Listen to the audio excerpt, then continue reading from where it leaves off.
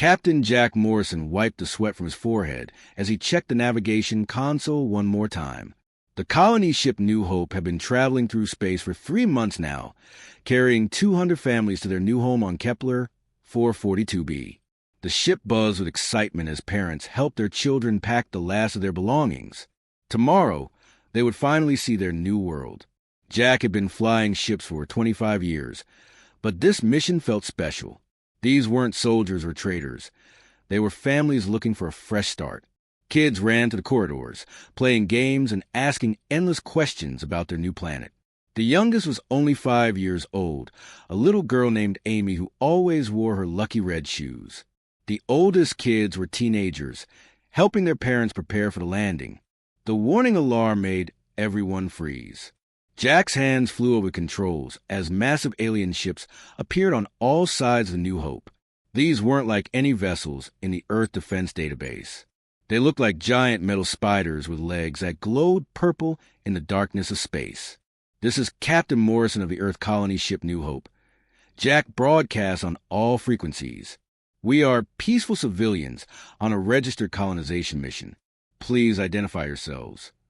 The response came in broken English, spoken by a voice that sounded like grinding metal. "Human ship, you will stop engines now. Prepare for boarding. Do not resist." Jack's blood ran cold. He had heard stories about alien raiders who attacked human ships far from Earth, but he never thought it would happen to them. His ship had basic shields and no weapons. Colony ships were built for carrying families, not fighting wars. "Tom, get to the communications array."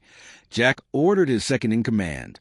"Send an emergency beacon to Earth Defense Command. Tell them what's happening." Lieutenant Tom Davis ran toward the communication center, while Jack tried to think of options. The alien ships were huge, easily 10 times bigger than the New Hope. Running was impossible. They were too close and too fast. Fighting was out of the question with families on board. The first alien shuttle attached to their hull, with a loud clang that echoed through the ship. Parents grabbed their children and ran toward the emergency shelters deep inside the New Hope. Jack could hear crying and shouting in the corridors as people tried to hide. "Beacon sent, Captain," Tom reported, his voice shaking. "Earth Defense will know what happened to us." The aliens cut to the hull like it was made of paper. Jack had never seen technology like this before. Green light poured through the holes they made, and creatures in strange armor climbed inside. They looked almost like humans, but taller, with gray skin and eyes that glowed yellow in the dark. "Take only the young ones," the lead alien ordered his troops in their grinding voice. "Ages 5 to 16. Leave the others." Jack's heart stopped. They weren't here for cargo or technology. They wanted the children. "No!" Jack shouted, running toward the alien leader. "You can't take our kids. They're just innocent children." The alien didn't even look at him. A bright flash filled the corridor, and Jack felt his strength leave his body. He collapsed to the floor, unable to move but still conscious. Around the ship, he could hear parents screaming and children crying as the aliens separated families. Little Amy in her red shoes was carried past Jack's paralyzed form. She was reaching out for her mother, tears streaming down her face. 16-year-old Mike tried to fight the aliens but was quickly overpowered. 47 children in total were taken from their families and loaded onto the alien ships. The last thing Jack saw before his vision went dark was Tom crawling toward the emergency transmitter, trying to send one final message to Earth. Then everything went silent. Commander Kate Sullivan was drinking her morning coffee at Earth Defense Command when the distress beacon arrived. The message was clear but terrifying. "Colony ship New Hope under attack by unknown aliens. They're taking our children. Send help." Kate immediately scrambled every available ship, but space is vast, and the New Hope was 3 days away at maximum speed. By the time the rescue fleet arrived, they found only empty corridors and floating debris. The ship's computers showed exactly what had happened. 47 children had been taken, and 200 adults were gone. The aliens had left behind one thing: coordinates to a place called Zephyr Prime, where human children were apparently being sold like cargo in alien markets. Kate stared at the data on her screen, her hands shaking with anger. In all her years of service, She had never felt rage like this. Earth's children were out there somewhere, scared and alone in alien hands. That was something Kate Sullivan would not accept. Ambassador Rachel Hayes walked through the massive halls of the Galactic Council building on Centauri Station. The structure was enormous, built to accommodate dozens of different alien species. Some delegates floated in special tanks filled with methane gas, while others wore environmental suits to breathe. Rachel had been humanity's voice in this place for 5 years, working to build relationships with alien civilizations. But today was different. Today she wasn't here to make friends or negotiate trade deals. She was here to bring 47 human children home. The council chamber buzzed with conversation in dozens of languages. Translators worked overtime to help species communicate with each other. Rachel had learned to recognize the sounds, the clicking of the insectoid hive, the musical tones of the Aquatic Federation, and the harsh, grating noise of Zephyrians. The floor recognizes Ambassador Hayes of the Human Coalition, announced the council speaker, a tall blue creature with 4 arms. Rachel stood up slowly. She had practiced this moment in her head 100 times during the 3-day journey from Earth. Her uniform was pressed perfectly, her hair pulled back in a simple ponytail. She wanted to look professional and calm, even though her heart was beating fast with anger. "Honored delegates," Rachel began, her voice carrying clearly through the chamber speakers. 3 days ago, the Zephyrian trade fleet attacked an unarmed human colony ship. They murdered 200 innocent civilians and kidnapped 47 children between the ages of 5 and 16. A few delegates shifted uncomfortably in their seats. The Zephyrian section remained completely still. "My request of this council is simple," Rachel continued. "We demand the immediate return of these children to their families. We have evidence that they are being held on Zephyr Prime, sold in slave markets to the highest bidders." The chamber erupted in clicking, buzzing, and various alien sounds. Some species looked shocked, while others seemed bored. The council speaker called for order. From the Zephyrian section, a tall gray figure stood up. Ambassador Kresh was known throughout the galaxy as one of the most arrogant diplomats ever to serve on the council. His yellow eyes glowed as he activated his translator. "The humans speak of evidence they do not have," Kresh said, his mechanical voice echoing through the chamber. "These are wild accusations against a respected member of this council." Rachel pulled out a data pad and projected holographic images above her head. Security footage from A New Hope showed everything. The attack, the children being taken, even the coordinates left behind by the Zephyrians. "Here is your evidence," Rachel said firmly. Kresh barely glanced at the images. Even if such an incident occurred, the Zephyrian trade fleet operates independently.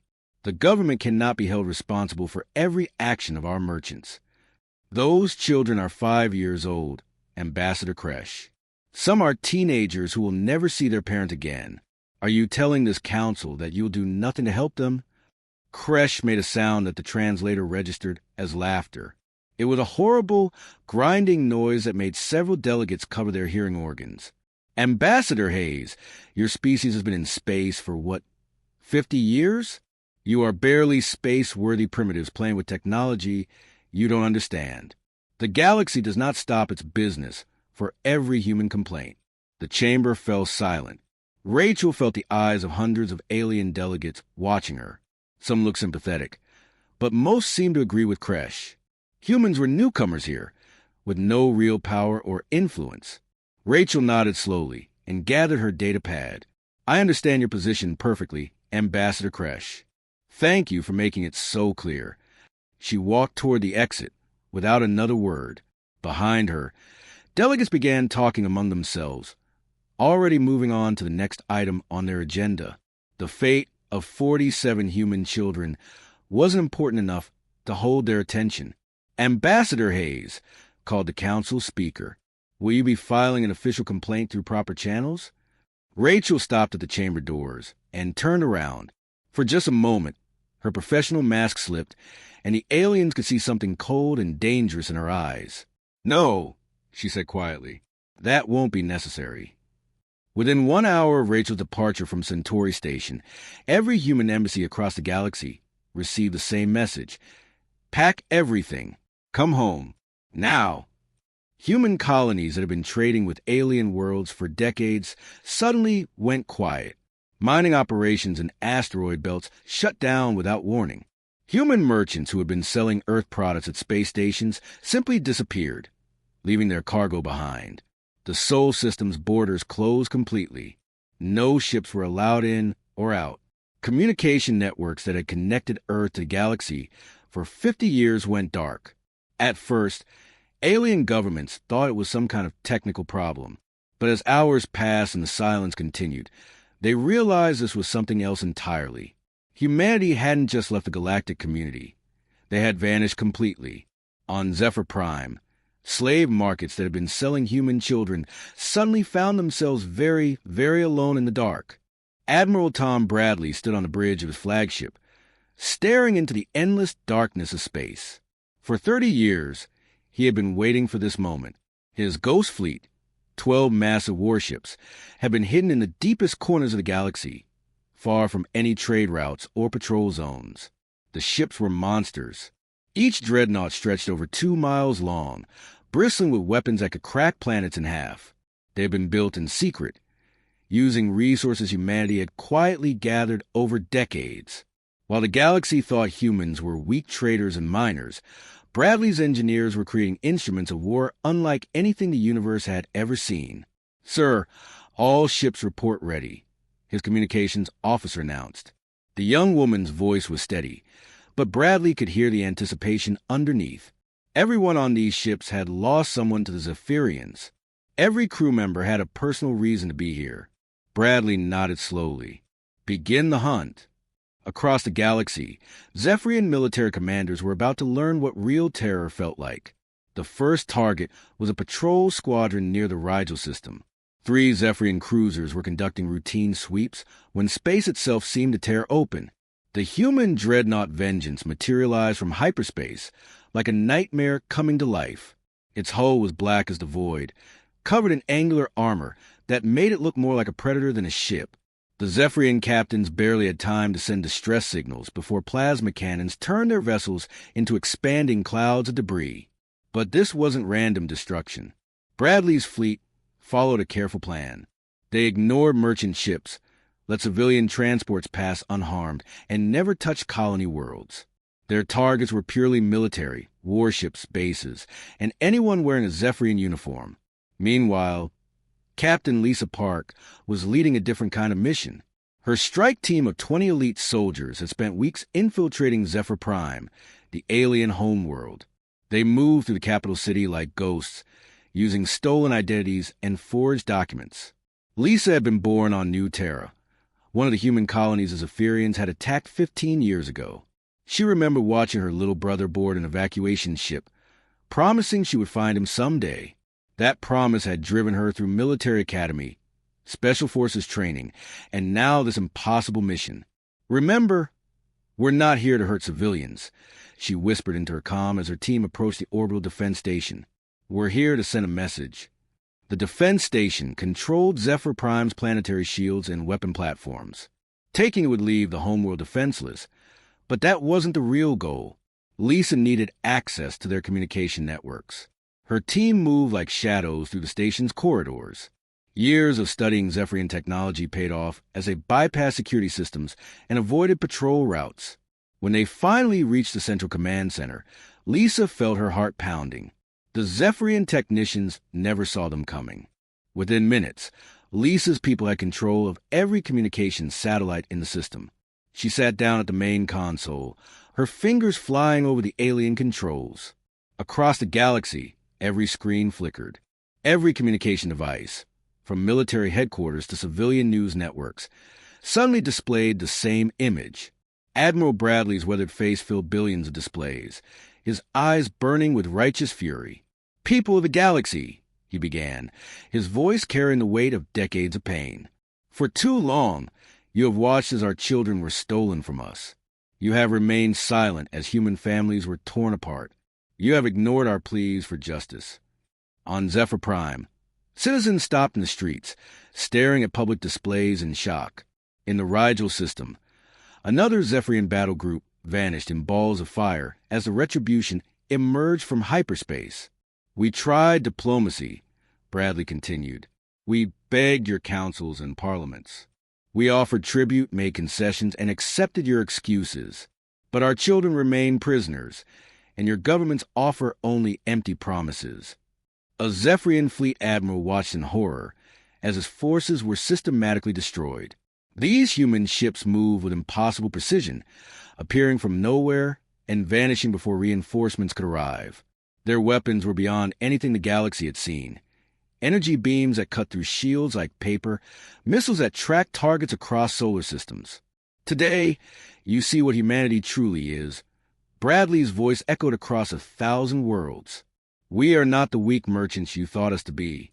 We are not the desperate refugees begging for scraps. We are parents whose children have been stolen, and we will not rest until they are returned.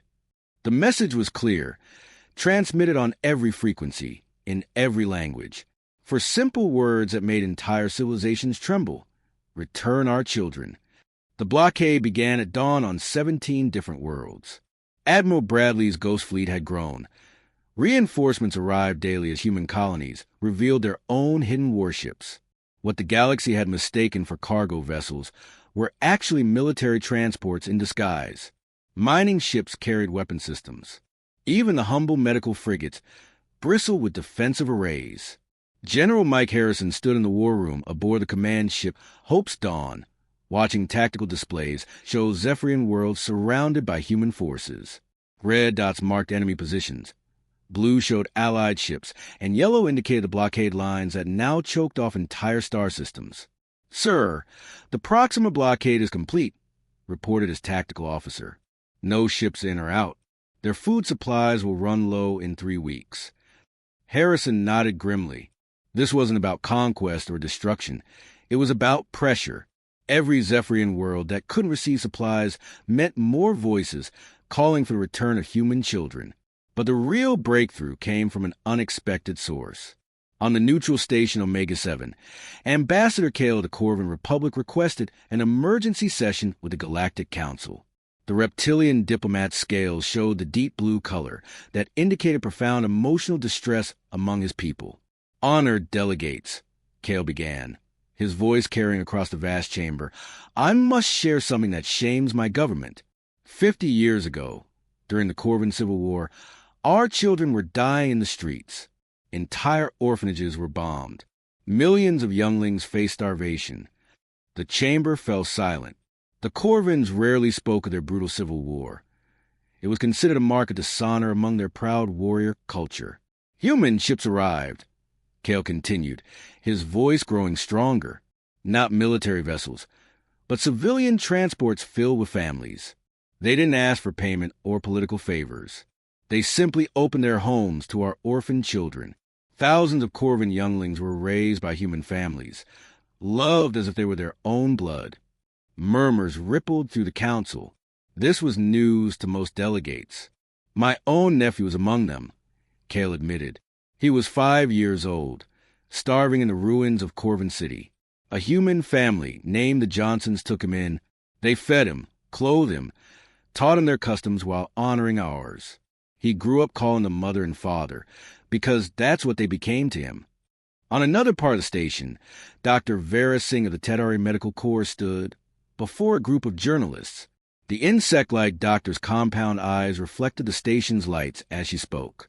"During the Crimson Plague outbreak 30 years ago, when my people were dying by the millions, human medical teams volunteered to help."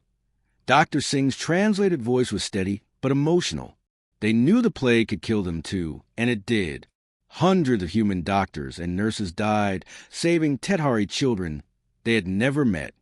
She paused, her antennae twitching with remembered grief. Dr. Helen Wright was among them. She worked for 72 hours straight in our pediatric wards, refusing to rest while children were dying. When she finally collapsed from exhaustion and plague infection, her last words were about the younglings in room 7, making sure they received their medication. The journalists scribbled frantically, finally understanding why human forces showed such restraint even in their fury. Meanwhile, on a medical ship within the blockade fleet, the real Dr. Helen Wright, now 75 and still working, tended to a different group of children. These were alien refugees, youngsters whose parents had fled Zephyrian space as the blockade tightened. "It's okay, little one," she whispered to a young Andromedan child whose parents had died in transit. The child's blue skin was pale with fear, but Helen's gentle touch seemed to calm him. Around her, human medics worked alongside alien doctors to care for hundreds of refugee children. This wasn't planned. It just happened. As human ships enforced their blockades, they encountered transport vessels filled with families trying to escape the conflict. Every single human captain made the same choice. They rescued the children, regardless of species. General Harrison received daily reports about these rescues. Corvin younglings, Tethari larvae, even young Zephyrians whose parents opposed their government's policies, all found safety aboard human ships. The children were fed, clothed, and comforted while their parents were relocated to neutral worlds. The galaxy watched in amazement. Here was a species demonstrating their military might while simultaneously proving their compassion. Human warships that could destroy planets instead became mobile orphanages and refugee centers. Stories began spreading across news networks. The Altarian trader whose ship broke down with his sick daughter aboard, only to be rescued by a human patrol. The vegan colony that faced famine when their crops failed, saved by human food shipments that arrived without being asked. The Centauri research station where human volunteers had spent decades helping cure a genetic disease that affected local children. Pattern after pattern emerged. Wherever there were children in danger, humans appeared, not as conquerors or profiteers, but as protectors and healers. The revelation hit the galaxy like a shockwave. Humanity's greatest weapon wasn't their hidden fleet or advanced technology. It was their absolute, unwavering love for the innocent, regardless of what species those innocents belonged to. The transport ships arrived at Luna Station like a parade of hope. One by one, they docked with a massive human facility orbiting Earth's moon. Inside each vessel were children, 47 young humans who had been prisoners for years, some for over a decade. Captain Rodriguez stood at the airlock of the first transport, watching as a 10-year-old girl took her first steps into freedom. She moved carefully, as if afraid this was all a dream that might end. Behind her came teenagers who barely remembered Earth, and younger children who had never seen their home at all. "Welcome back," Rodriguez whispered, kneeling down to meet the girl at eye level. "You're safe now. You're home." The girl looked up with eyes that had seen too much, but there was something new there. Hope. "Are you really human?" she asked quietly. "The guard said humans were weak. They said nobody would come for us." Rodriguez smiled, feeling tears he hadn't expected. "We're here now. That's all that matters." Similar scenes played out across the station as families reunited after years of separation. Parents who had never stopped searching embraced children they thought they might never see again. The medical teams reported that all 47 were alive and relatively healthy. The Zephyrians had kept their word completely. The choice they faced had been simple: return the children unharmed or face extinction as a species. The human blockade had been total, their military superiority undeniable. Every Zephyrian world was surrounded, every trade route blocked, every military asset neutralized. The message had been clear. There would be no negotiation, no compromise, no mercy if even one child was harmed. 3 days later, Ambassador Patricia Davies walked into the Galactic Council chambers for what everyone knew would be her final address. The vast auditorium was packed beyond capacity.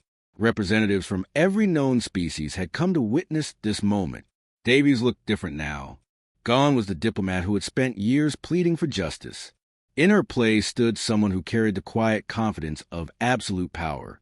She wore a simple black uniform with no decorations except a small pin, the image of a human child's handprint. "Honored delegates," she began, her voice carrying easily through the silent chamber. "Today we formalize what will be known as the first rule of galactic civilization." She paused, letting her eyes sweep across the assembled representatives. Zephyrians sat with their heads bowed. Corvin warriors showed deep respect. Even the proud Altarians listened with complete attention. "The first rule is simple," Davies continued. "No species shall harm, enslave, or separate children from their families for any reason. This applies to all children of all species, in all circumstances." A Betelgeuse delegate raised a tentacle. And if this rule is violated? Davies turned to face him directly. Then you will meet us again. And next time, we won't be asking nicely.